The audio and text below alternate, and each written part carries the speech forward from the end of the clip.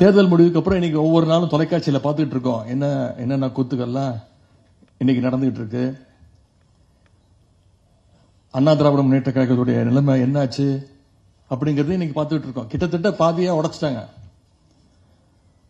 ஆனா திராவிட முன்னேற்ற கழகத்தை அவங்களால தொட்டு பார்க்க முடிஞ்சுதா? யாராலும் முடியாது. எந்த கொம்பனாலையும் தொட்டு கூட பார்க்க முடியாது, நினைச்சு கூட பார்க்க முடியாது. ஆனா என்ன இதுல அழகுன்னா, நாம முன்பை விட ஆளுங்கட்சியா இருந்ததை விட இன்னைக்கு எதிர்கட்சியா இருக்கும் போதுதான் இன்னும் ஃபாஸ்டா, இன்னும் சிறப்பா செயல்பட்டு இருக்கிறோம். இன்னும் உறுதியோடு செயல்பட்டு இருக்கோம். அதுதான் திமுகவுடைய அழகு. அதுதான் இந்த இயக்கத்துடைய பெருமையும். அதிமுகவை இவ்வளவு ஈஸியா அசைச்சு பார்க்கிறோமே, ஆனா ஏன் திமுகவை நம்மளால கொஞ்சம் கூட சீண்டி பார்க்க முடியலன்னு இன்னைக்கு இருக்கக்கூடிய ஆளுங்கட்சி கிட்டத்தட்ட திணறிட்டு இருக்கிறாங்க. அதனால இன்னைக்கு ஏராளமான அவதூறு குற்றச்சாட்டுகளையும் தினந்தோறும் சொல்லிக்கிட்டு இருக்கிறாங்க. இன்னைக்கு இந்த சோஃபா மாடல் ஆட்சி அமைஞ்சு கிட்டத்தட்ட 60 நாளுக்கு மேல ஆச்சு. நாம யோசிச்சு பார்க்கணும், மக்களுக்கு ஏதாவது ஒரு திட்டங்களை இந்த 60 நாள்ல கொடுத்திருக்கிறாங்களா?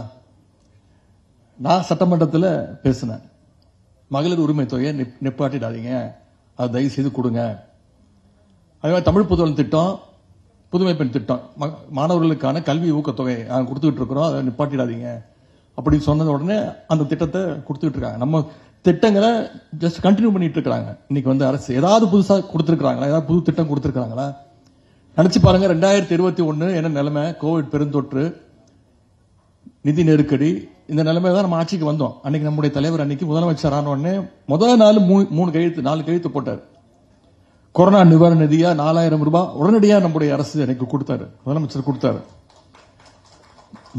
முதல் கையெழுத்து போட்டார். மகளிருக்கு விடியல் பயண திட்டம் முதல் கையெழுத்து போட்டாரு.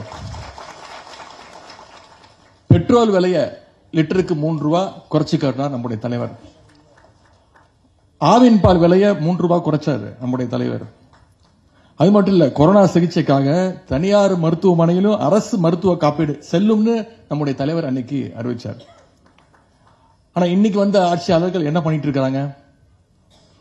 எப்படியோ ரீல்ஸ் போட்டு ஆட்சிக்கு வந்துட்டோம், அதனால இன்னைக்கு இந்த ஆட்சியையும் ரீல்ஸ் போட்டு நடத்திடுவோம் அப்படின்னு எதுக்கு எடுத்தா ரீல்ஸ்.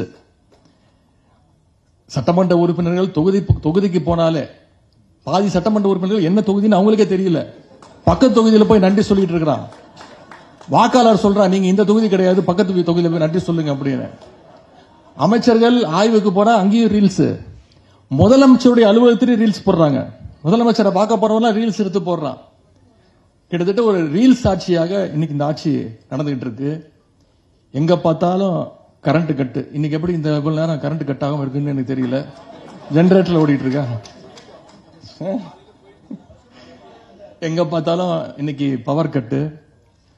திருமண பக்கம்லாம் இன்னைக்கு பாலியல் வன்கொடுமைகள்.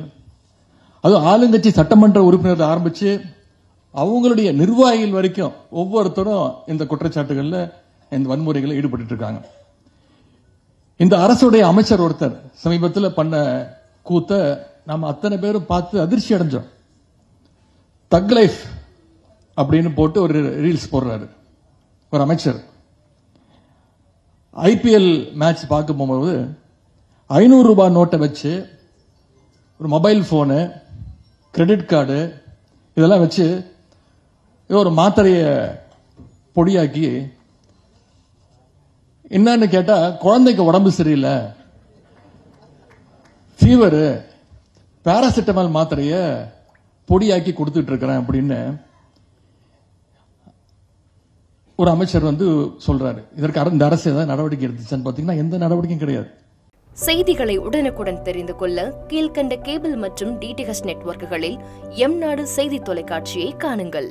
பாதகம் செய்பவரை கண்டால் நாம் பயம் கொள்ளலாகாது பாப்பா. மோதி மிதித்து விடு பாப்பா, அவர் முகத்தில் உமிழ்ந்து விடு பாப்பா. அண்மை செய்திகளை உடனுக்குடன் தெரிந்து கொள்ள இணைந்திருங்கள் எம்நாடு தொலைக்காட்சியுடன்.